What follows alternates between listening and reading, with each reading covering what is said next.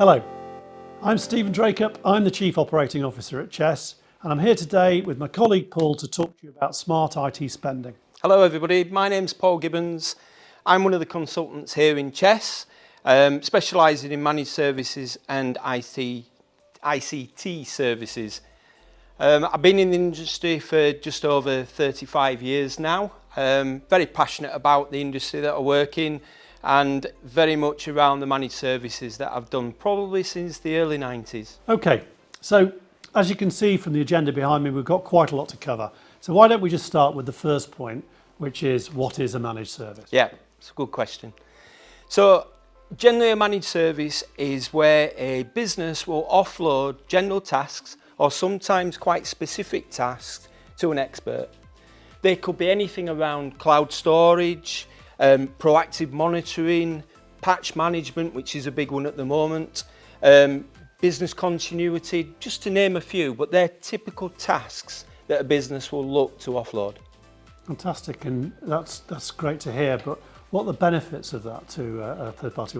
Yeah, absolutely. In the first instance, I thought that I'd show some stats that are quite interesting. So the first one is the global managed services market in 21 was valued at $161 billion, but by 2027, they're anticipating it's going to reach around about $311 billion.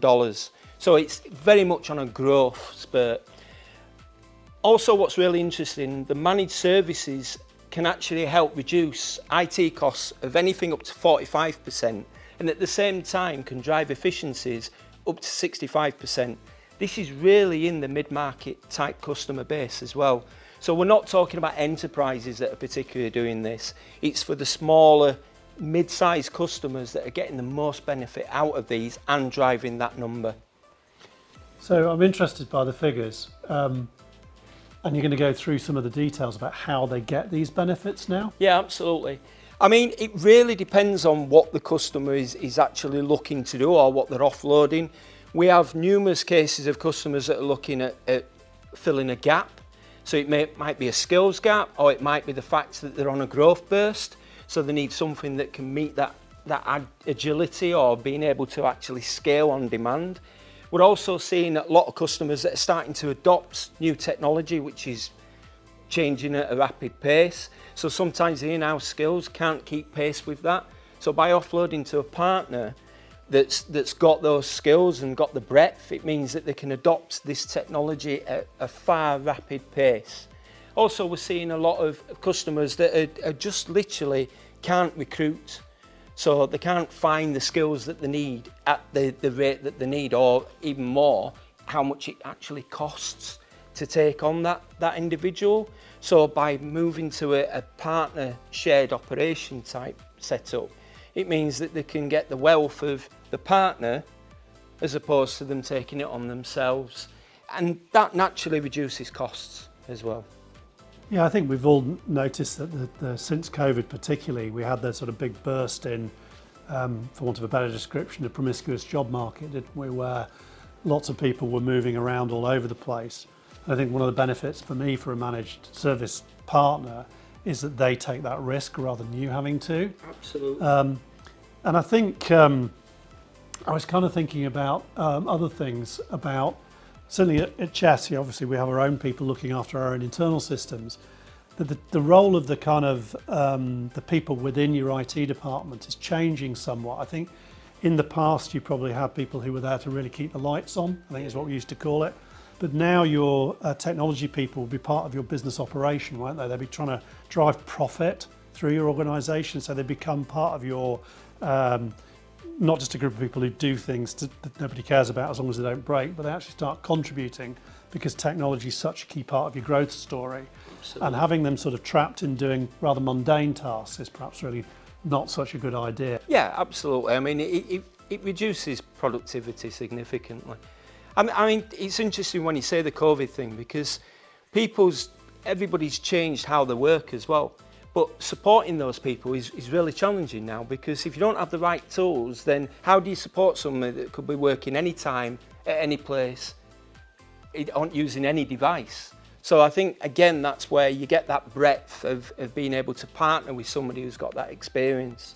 Yeah, and I think productivity, people's productivity, particularly, some of our clients have got expensive people who need to be actively working, and the last thing they need to be doing whenever they want to work is messing around, turning things on and off. Yeah, And so having easy access to a support system is a useful thing to have, I guess, for those companies. Okay, so moving on, I think probably my next question is, how do you choose the right service for your organisation? Yeah, I mean, the starter for 10 with this is you've got to look at what the business is actually doing and where potentially some of the gaps are. There's different levels of service that suits different business operations or the way that the business is going. So if you look at some of the typical services that customers take, you could just require a third line. So that is where you're bolstering the in-house capability. It could be the fact that in-house team needs to have vendor support. That's harder than ever to actually get the vendor support. By using somebody like ourselves, for instance, it gives access to that, but indirectly. So it blends quite well with a hybrid support mechanism. The other one is managed support. So that is where certain tasks are actually outsourced. So you've still got your own IT team, but you're actually pulling in resource and technical skills just to take on certain tasks. Monitoring, again, that's a big one that customers ask us to do. And then the third one is fully managed services. So typically that is for customers, if you were a greenfield customer or a startup, you can hit the market quicker by just outsourcing the IT aspect to experts.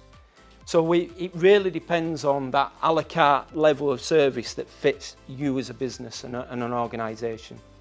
And I think the other thing that I think is quite interesting is the cutover from the kind of delivery part of the business through the adoption part of the business to the support part of the business. I think when you're doing a lot of investment in new technology, you're modernising your workplace or you're digitally transforming yourselves, there's a whole load of new stuff coming through on the installation side. And we're going to talk a little bit about why you might work with someone like Chess in a minute, but connecting that through adoption to support. In the old days, you used to kind of do that thing, didn't you, where your installer would come in, install something, and go, ta-da, hand it over to the IT department, and off they'd go. And they'd obviously not do that very often, so they kind of then had to get used to everything. Now, because change is so constant and everybody's doing new things and doing new projects all the time, it's really important that the support team that sits behind you is kind of clued into that installation. Yep, absolutely. I mean, if you look at some of the stuff that we do recently around that transformational piece of work, it means you can adopt stuff far quicker by having that partner. Personally, I think it's great that you use a partner that's got those skills and they're a managed service provider, because every time we design something and deploy it, we assume we might manage it.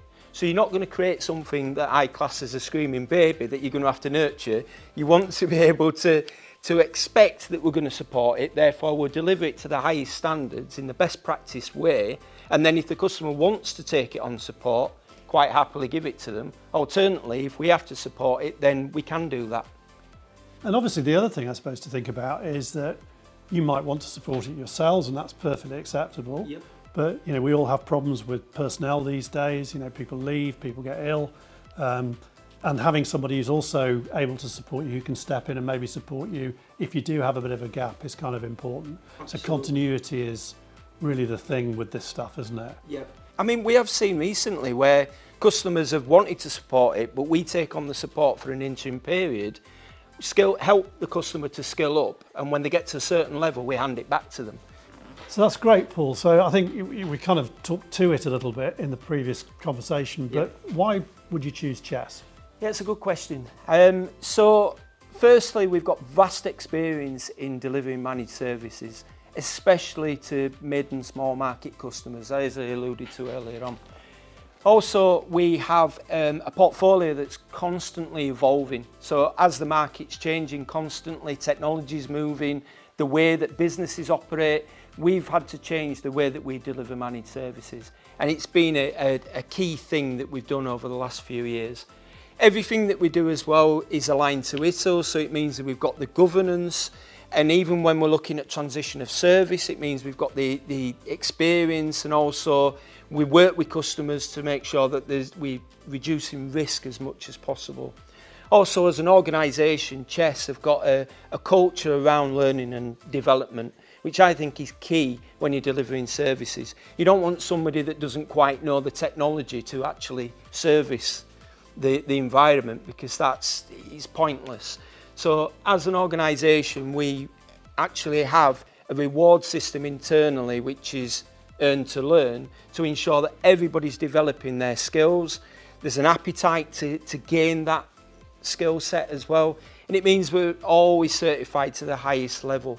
I think the other thing is we've got another session talking about, part of the session talks about adoption and change management, and I think this kind of accreditation and process with ITIL, we've talked about ProC, across the board we're very keen on running things through a particular process that's not our process to keep us honest. Yeah, I mean, it gives the customer an edge as well, because sometimes they might be going after some business that dictates they must have that enterprise level type service offering.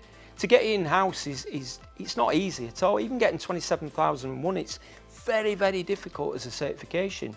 Using a partner in the right way can actually mean that that customer has got something that they wouldn't have necessarily. So to give you an idea as well, this is one of our customers that we work very strategically with. They've kind of changed the way that support is generally seen. So yes, we support the customer. Yes, we do a lot of the general tasks for the customer, but where they actually get the most out of the engagement with Chess, or the partnership that they have with Chess, is because we help them with the strategic development of their organisation, where they're going, what technology they're going to use, how they're going to use it, how quickly they're going to use it. They're all key things that we collaborate on together. And we're seeing that more and more with a lot of our non-traditional customers that take us just for that element of break fix, which a lot of people still see service as, is that break fix. This is where it takes it to a new level.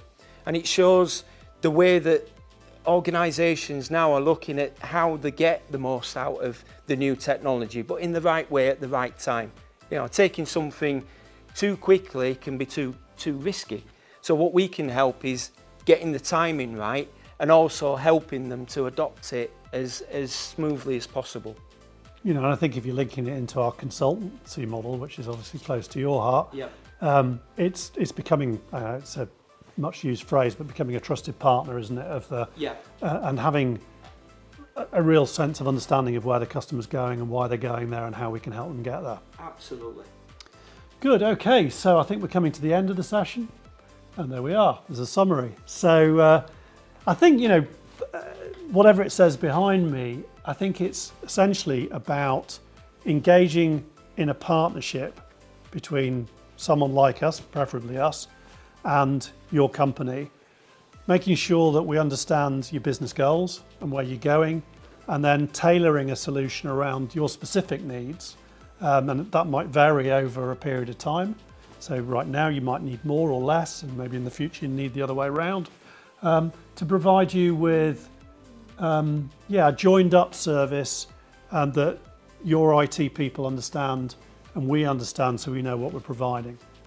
So I think that brings us to the end of this session. So thank you very much, Paul. No, thank you. So we've had 15 minutes there. So hopefully you found it useful, but obviously 15 minutes can only take you so far. So in a second, there's a QR code coming up where if you want to book a session with one of our consultants, please do. We're really happy to talk to you and see if we can kind of progress this kind of conversation.